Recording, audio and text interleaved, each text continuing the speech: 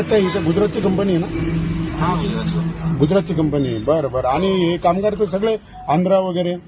हे सर हे कामगार नाही सर, ही एक एजन्सी आहे सर, ती फक्त सर्वे करत आहे. नाही, पण एवढी एजन्सी आपल्या महाराष्ट्राला काय भीक लागलं का या लोकांनी सर्वेला एजन्सीला तिकडे बाहेरच्या राज्यातली लोक आणली?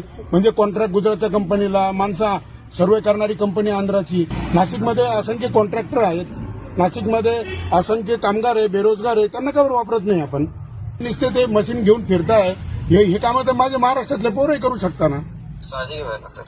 तुम्ही कुठल्या महाराष्ट्रातलेच आहे ना? मी माझं कोल्हापूर. तुम्ही कोल्हापूरचे. बरं, आता मला सांगा, बघा तुम्ही कोल्हापूरचे, कंपनी गुजरातची, कामगार आंध्राचे, मग नाशिकला काय भीक लागले का? काम नाशिकमध्ये चाललंय, नाशिक महानगरपालिकेत चाललंय.